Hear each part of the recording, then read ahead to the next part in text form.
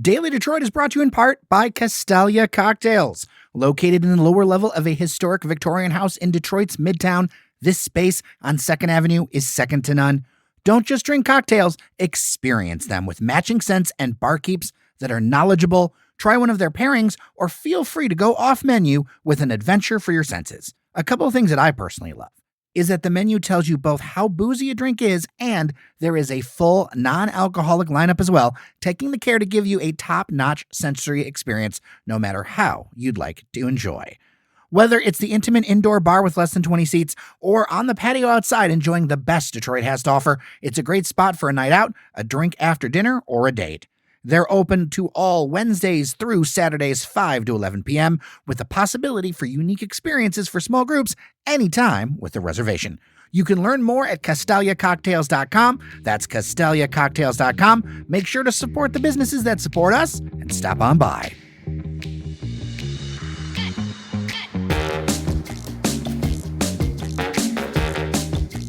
Hello, friends, and welcome to your Daily Detroit, sharing what to know and where to go in Southeast Michigan. It is a beautiful Tuesday, May 23rd, 2023 in the Motor City. I'm Jer Stays. Thank you so much for joining us today. Today's show is in two parts. First off, we're going to preview the upcoming live Glassblowing Arts and Music Festival coming to the Russell Industrial Center. The proceeds benefit the art curriculum in the Detroit Public Schools Community District. Good thing to check out. And if you're into glass, all that, a lot of fun. We'll have a little bit of preview with Allison Key, the executive director and co-founder. Then a little bit of an interesting diversion. One of our listeners stopped by to Hometown Tourist Day, and I wanted to get him on the air. Paul. Now, he's known as the Chamberlain Bakery guy. And our team, I'm really proud of them, figured out where it was, all this other stuff. Anyway, he came up to come see us. And I wanted to know why he listens to Daily Detroit and what caught his fascination and fancy about Detroit and our nearby cities. So, you know what? I'm going to share that conversation with him. It's a fun one. It's a personal one, and I hope that you enjoy it. All right, let's get started with Allison.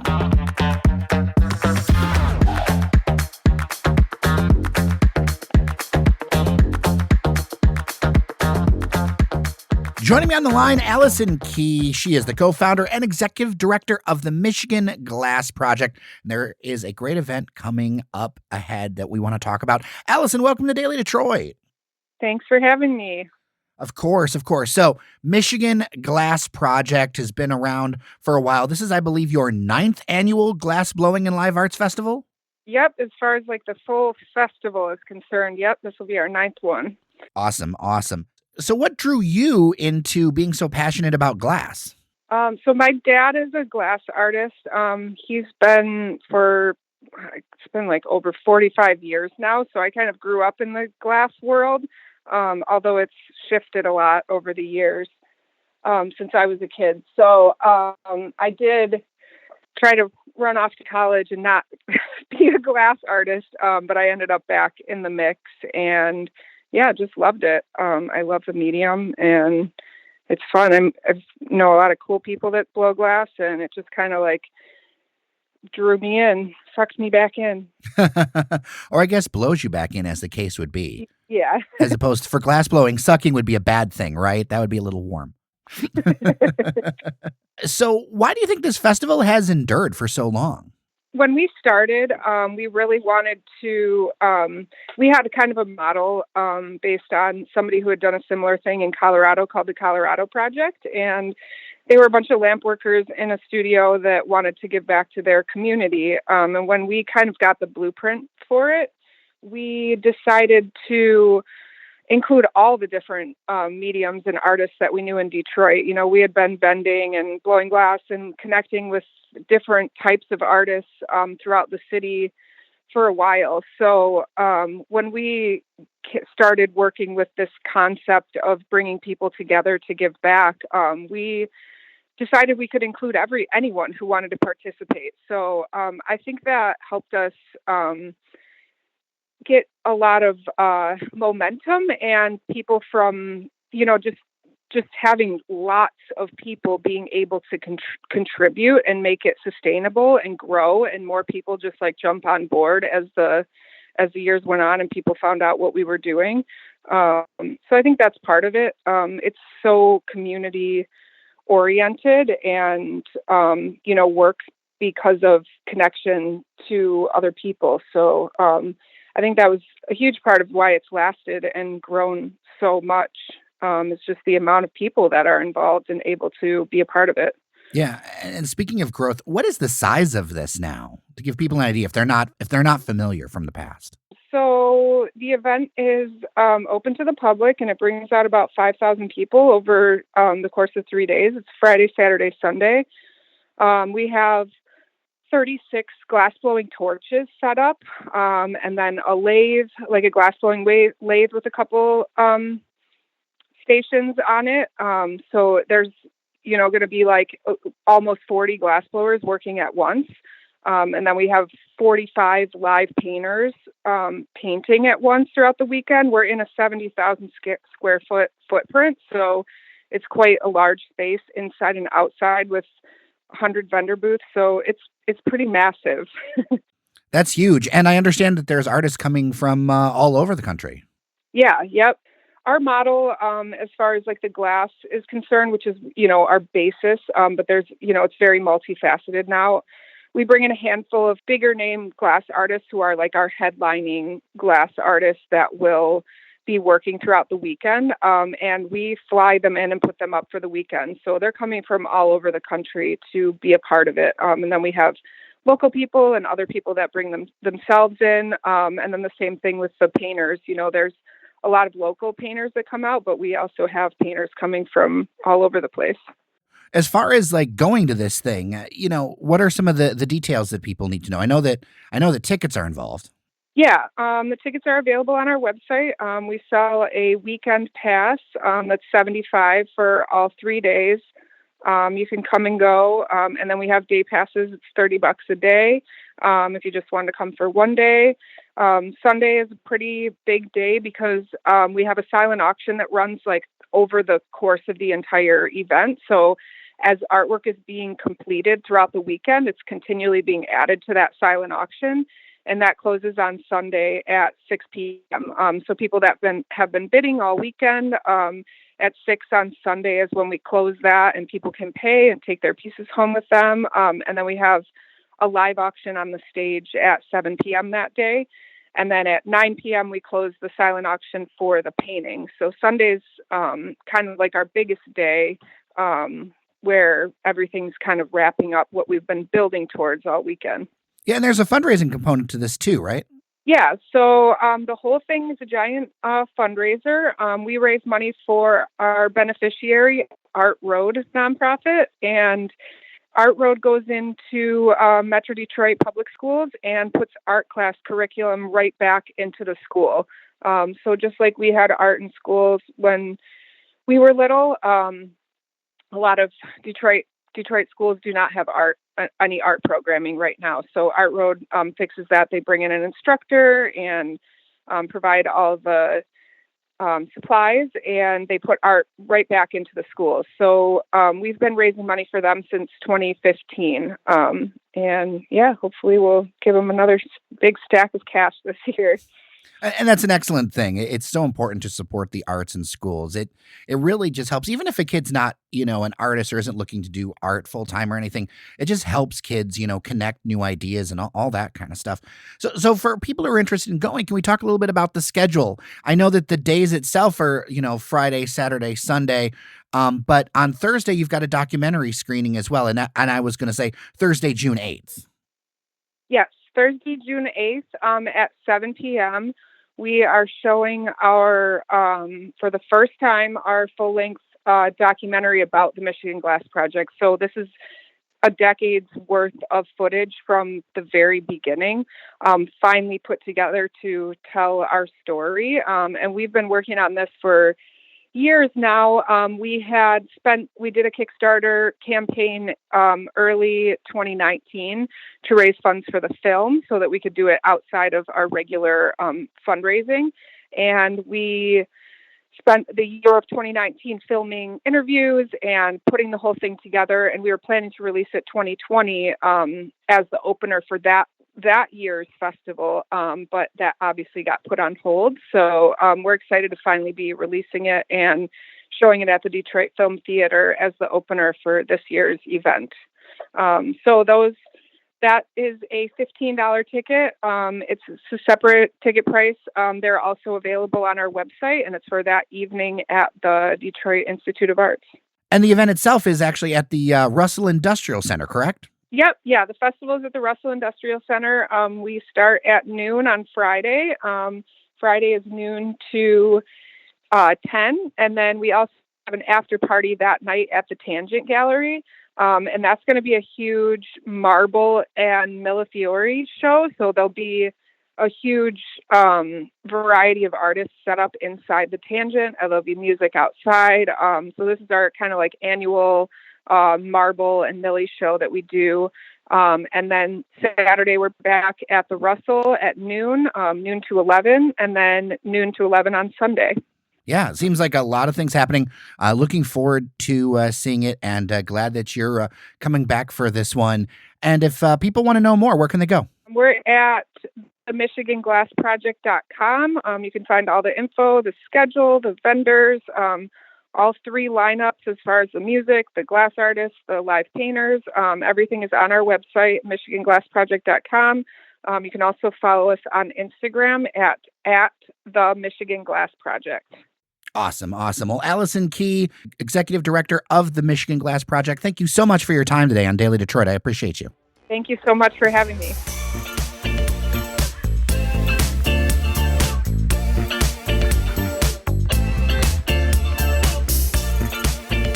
So this conversation's a little different than we normally do on the show. We don't always have the opportunity to talk to listeners on the air, and especially listeners who have made such a long journey to say hello. Welcome to Daily Detroit. Thank you. Thank you. So how far have you come to come see us? Well, I think it's like 150 miles, Wow. 200 miles, something like that. Okay, so how did you find Daily Detroit? Well, I have uncles that have since passed, but they lived in Dearborn, and I have a godmother that lives in St. Clair Shores. Every time I'd come over, we'd hang out for a while and did some stuff, but I still had a bunch of time to kill before I had to go back home. So I started looking around, and I was like, I need to find something to do around here, because this seems like an awesome city. Only thing I would do is go to the airport and hang out at the upper parking deck, watch airplanes, and that's fun too. But that's not everything Detroit's all about. So I was like, okay, well, maybe a podcast or something like that. Well, then I found you. I couldn't believe it, because no other towns around me have anything like this. Well, I appreciate it. So how long have you been listening to the show? About 2 years. I'm so honored. I mean, if people wonder why I'm a little like starstruck, it's because to do so much effort to come up here, I am so honored, and it touches me so much. So let's talk about the Chamberlain Bakery, because you are known on our internal channels as Chamberlain Bakery guy. Why Chamberlain Bakery? What made you fall in love with Chamberlain Bakery? Back in around the 70s, my uncles would always come down from Dearborn, and one worked at Ford, one worked at GM, and if I only knew what they did, it would be really cool. But that's another story for another time. Well, I know we have a lot of people who are bakers who listen to this show. So, why don't you do your best to describe it, and let's see if somebody can make a shot at it. So, describe what was so great about the Chamberlain Bakery goods. Well, they brought bread. Okay. I think it's a sourdough bread that they brought, and I wish I could have remembered to keep a label or something, because it was just so good. And just the flavor, the texture, just perfect. And I really didn't appreciate it as much when I was younger, but when I got a little older, they were still bringing it, and it was just so good. See, this story came close to my heart because being from the east side, my dad would always walk up to Verdunk's, which was a bakery over there on Maryland and Mac, like on the Grosse Pointe, Detroit border. And he would always pick up the day olds, whether it's the Danishes or the strudels or the breads. Sometimes he would spring and get the fresh stuff. But he always timed everything out. Either it was the end of the sales day because he was an artist, so he had a flexible schedule, or it would be the next day, first thing in the morning, and be like, okay, I'll grab whatever you've got. And he'll come back with a huge bag of bread. Wait, are we brothers from another town or something, or what? My dad did exactly that. Oh my gosh, that's amazing. Well, that goes back down to heritage. So for me, my background, my dad's side is Belgian, part of my love for the Kaju Cafe. Mom's side is Slovak, and that's where we share. Yep, po Slovensky. Yeah, and you just came back from Slovakia? Yes. Was it just like you wanted to go, or what brought about this trip? I wanted to go. I wanted to spend Easter, a real Easter with the family. Okay. Versus just all Easter eggs and candy. I do love Easter eggs and candy, but there's more to it that at least on the religious side for a lot of, at least Catholics. And I was brought up to appreciate that more, and since my parents died, I kind of miss it, and I'm starting to lose my my Slovak speaking skills. Oh, you wait, you little can I speak have. Slovak? Yes, I mean I can get by in the country by myself with no problem. I can order whatever you want. What do you want me to ask you? Order some food. I don't know. Okay, ja by sa dostať brinzové halušky s slaninu. Wow, that feels so familiar to me because, with Slovak family that are older, they would sometimes speak it, but I never picked it up. My great aunt was the first female vice president of the UAW and really loved our Slovak history. And one of the things she did was make a trip back to the homeland where we learned all kinds of crazy stuff. So our family, of course, is on my mom's side is of course from Slovakia, but we also learned that we might be part Jewish ethnically, which I thought was really interesting. I have some pictures for you from Bardejov in the town, a synagogue that is going to be a historical site. Oh, wow. Yes, so Wow. I'll share some with you. I look forward to it. And there's just something about being like connected to all that just feels really special, So in front of me, we actually have, I'll rustle for the microphones here, some candy. There's am I saying it right? Is it Doxy Roxy? Yeah, they're just little hard candies. Okay. And here's the other thing, which I'm going to try like on the air right now. It's what is this? Rumba. And it is? It is dark chocolate. It's like a dark chocolate ingot filled with like a rum center. It's not a liquid rum. It's like a rum nougat type of. I love dark chocolate and I do love rum. Me and engineer Randy share that, even though Devin is more of a whiskey guy. But I'm going to have to try this now. Right on the air. Dark chocolate and ooh. So you wouldn't look funny at me if I told you that I would grab about 50 of those and put them in a cart and everybody would look at me funny because I wanted to take about 50 home, right? Now, I've always loved dark chocolate. Is that predominant in like candies over there? Or I don't know much about the candies of Slovakia. Well, it used to be, and now everybody came in, introduced, Hershey's and Nestle and all that, which is just as fine chocolate too. But something about dark chocolate just makes it to me, better. Well, for sure. And as I've gotten older, I like dark chocolate more. And I like kind of the taste profiles of it. It brings out more depth and more things. Because when something's just sweet, and there's sweetness in here, don't get me wrong. If it's just sweet, it feels like it just hits me over the head.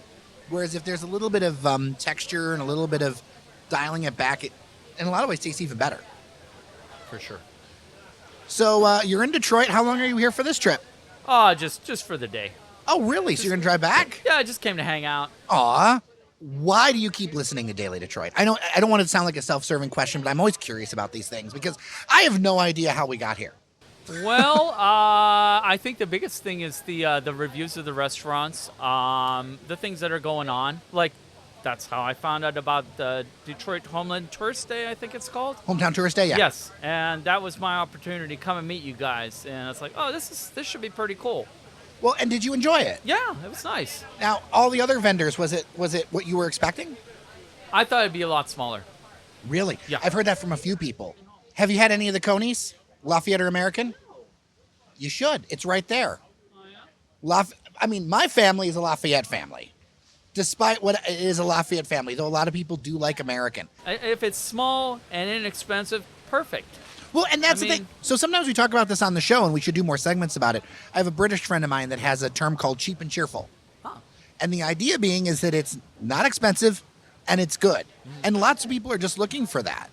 Sure, it's fine to talk about the fancy places, and we do, obviously, on the show sometimes.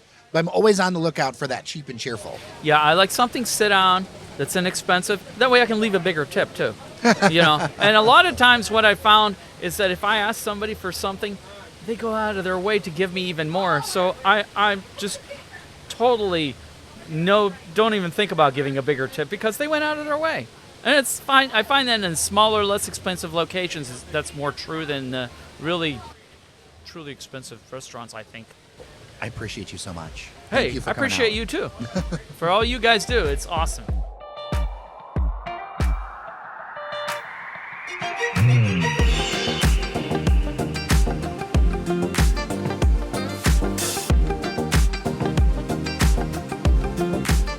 And do not worry, dear listeners. Of course, after this conversation, I took him for a Coney. Now, I might have done Dooley's if we had more time, but we went to Lafayette, and it was a great time. And sure, I worked till like 11 o'clock that night, but it was absolutely worth it to spend some time with him. I hope you enjoyed this show. We work really hard every day on making this thing happen. Of course, thanks to our members, patreon.com/dailydetroit, who help support this thing, as well as Castelia Cocktails, who is helping us with some things, and I really appreciate it. All right, with that, I am Jer Stays. Thank you so much for listening to Your Daily Detroit. Remember that you are somebody, and we'll see you around town.